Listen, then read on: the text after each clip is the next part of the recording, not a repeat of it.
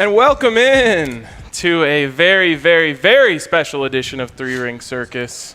On a Thursday, actually, it's so special. Joined by, of course, Denver Broncos star Shelby Harris and notable not fan of the RK special. The first person I've ever met that didn't like it. It won't be the last. We've, of course, also got almost an original member of the BSN Broncos podcast. There was one iteration of it before you and I. That doesn't sound right. There was.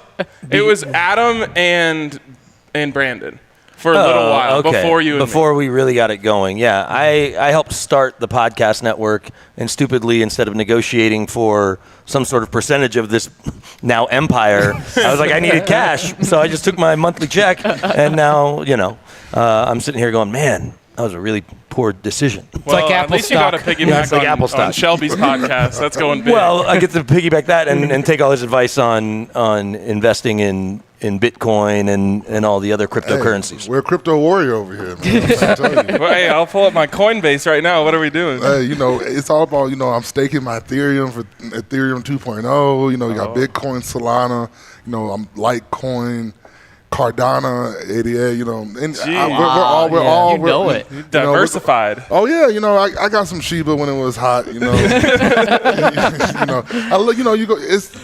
a way to just, diversify your money a little bit. Mm-hmm. So you do crypto and football on the side? Is that what I'm getting? It kind of feels like it now. I kind of feel like a money man. I'm just dealing with crypto all day, but but it's just all about, I would say, educating yourself, and the more education you get, the more confident you feel. So it's just, I guess football's a side job now. And speaking of education, we are presented by MSU Denver Online. Check them out, msudenver.edu/online to see all they have to offer. 750 total classes, 45 plus online and hybrid programs. You could probably learn about crypto over there. It's already online, so check them out. MSU Denver students work twice as many hours as students attending any other Colorado institution, so if you need to keep your full-time job while getting your education, MSU Denver is the place to go. Of course, I've got Mace all the way on the wing and Zach on the other side, and this is the first three-ring where everyone has a drink, and I like that. How about that? The vibes are great. All right, Shelby, before we get into our game here, I have a question for you. Two very important questions. One, why did so many of your teammates say they wouldn't let their sister beat you? Well, okay, I'll say this because my wife asked me the same thing. It's because I'm an asshole. I'm not it's just, I'm very blunt. I'm going to just shoot it straight.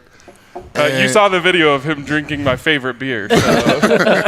And that's the thing, it's like when you're a blunt person, you shoot it straight, you end up saying a lot of stuff that people don't like.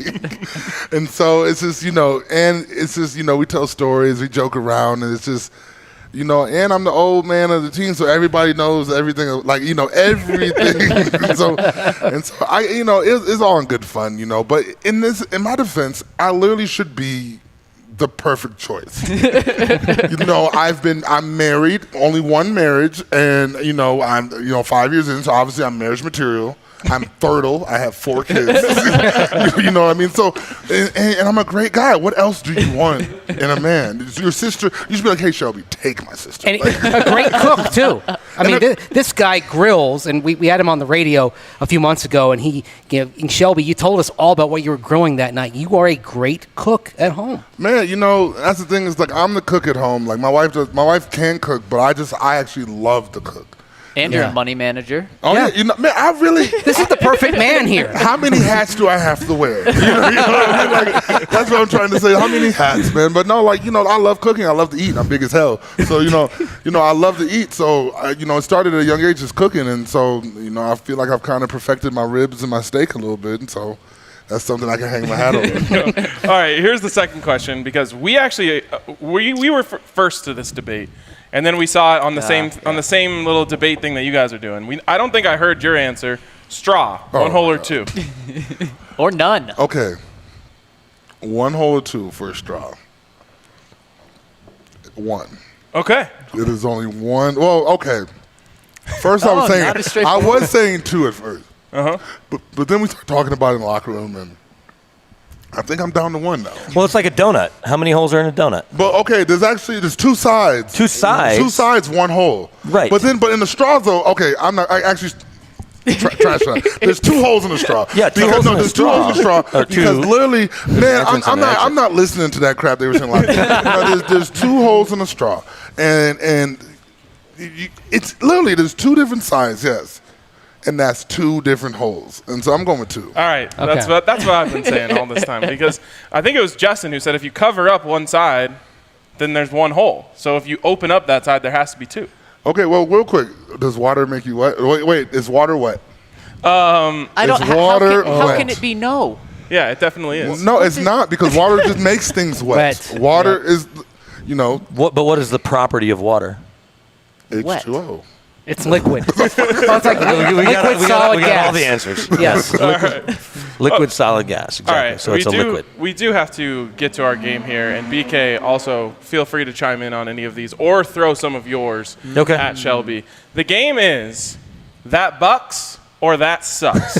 Now, we know you're a big Bucks fan. Wait, hold on. No, that Bucks is good. Don't Bucks worry. is good. We know you're good. We know you're a big Bucks fan. Also, what else? Bucks? A Bronco, like a bucking Bronco. Which is Okay. can All right, be, so Bucks- that could actually be a bad thing. If Bucks is good. Also, Bucks is dollars. Dollar bills, baby. Dollar bills. We know you like those. Well, yeah, oh yeah. So we're gonna throw something at you. You just tell us either that Bucks or that sucks. Okay, I got you. Zach, lead us off. All right, let's go with the Denver Nuggets. Oh no! You know what? They're in the West Side. I say that Bucks. Let's go. They're in the West. if you quote their coach, He said that was terrible. yeah, that was terrible. Last So we got our night ass we would, kicked. He said the team quit. It almost feels like he should have taken a timeout from the cool down period and then done his post game presser. No, you would have thought he was watching the Bucks game the day before. That's the thing. I was gonna say if you say that sucks, then you're kind of saying that about the Bucks because they're in the same position. Well, hold on. But the Bucks have a Giannis and a Chris Middleton and a Drew Holiday. The thing I'm telling you, that things would be way different for the Nuggets if Jamal Murray was healthy. Yeah. And I think everyone can agree to that, but they don't have him. And so, the one thing I would say about the Suns is that they have guards, nothing but guards, and so that's going to be a struggle. Yep. But the Bucks are struggling because we don't know who's going to guard KD. Yep. That's literally I think the main thing is we don't. PJ Tucker goes in to guard him and he gets in foul trouble, and then we try to put Drew Holiday, a 6'4" point guard, on a 7-foot small forward. So it doesn't, it's just matchups. Yeah. That's really all it is, matchups. Yeah, no, it's fair. I mean, like you watch the Suns and their open threes, you're just like those are going down, and then you see like Facu shooting an open 3 for the Nuggets, and you're like, please just somehow go in. Hey, no, I catch myself like begging and praying when the Bucks shoot because it's been first 2 games it's been pretty tough, but the Bucks, in order to be successful tonight, I would say the Bucks have to start off quick. The other game Middleton started off like 0 for 8 or something like that, and we were already down 15 when he made his first shot, and we can't have that. We need our star players to start off fast and strong in the first quarter. And that's the way we got to do it. And also one thing I saw, we need more back screens. I see a lot of the Nets and the Nets and other teams off ball back screens. Even for Giannis, even though Giannis is not going to do it, it's going to this gives you different looks. Because I feel like with the Bucks, a lot of one-on-one basketball, and then everyone else just sits in the paint and waits for Giannis to get there. And so and I feel like the Bucks are going to come out with something different, but they got to change something. They coming back? Yeah. Yeah. Yeah. You see what I'm repping today, baby?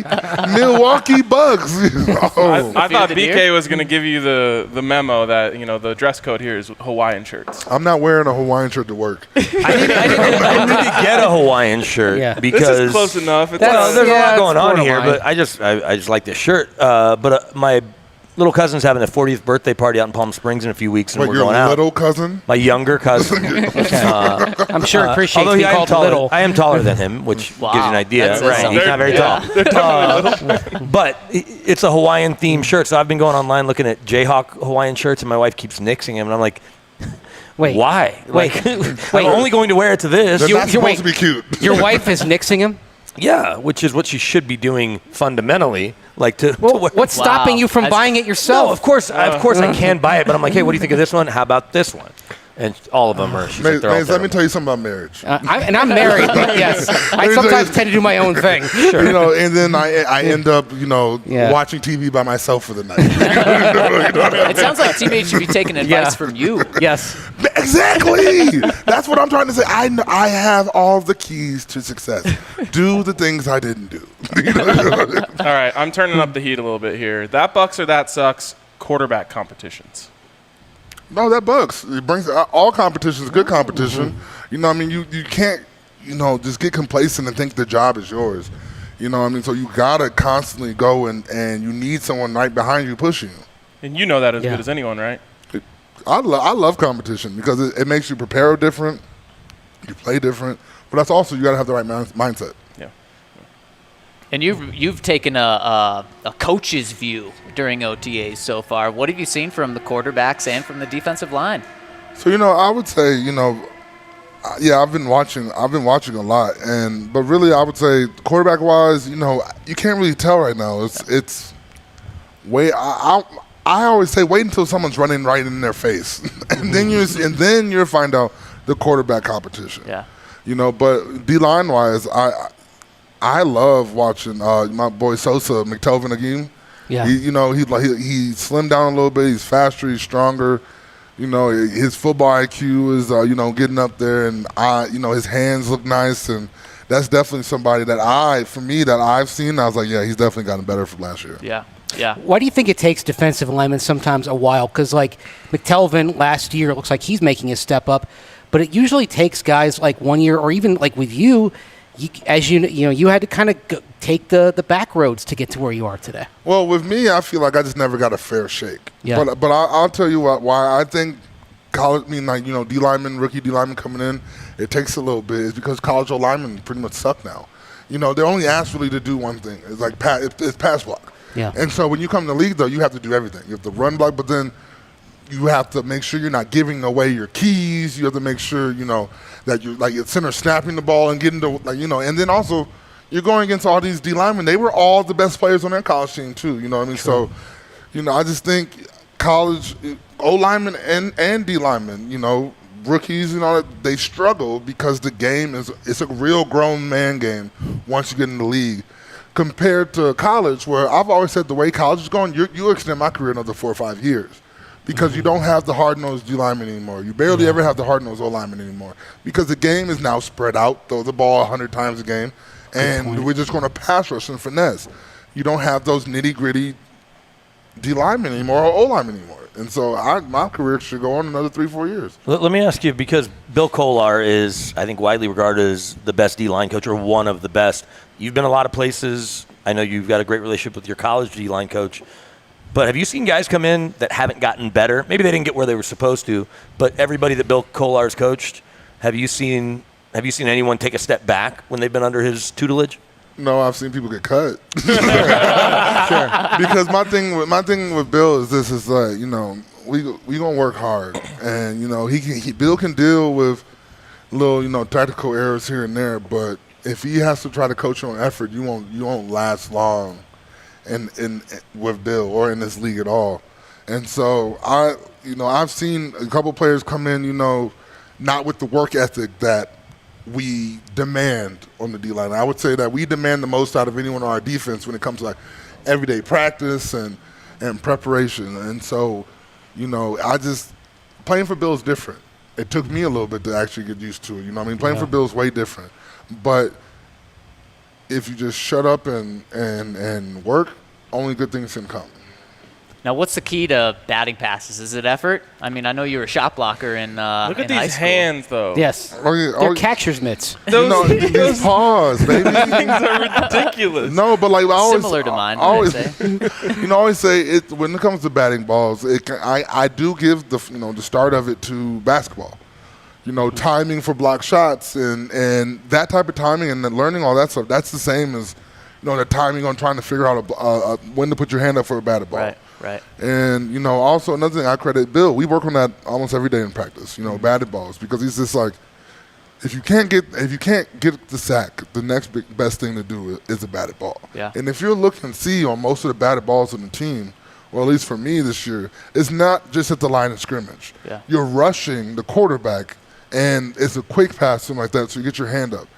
And, you know, I've seen a lot of teams don't value batted balls, you know, as much as we do. Right.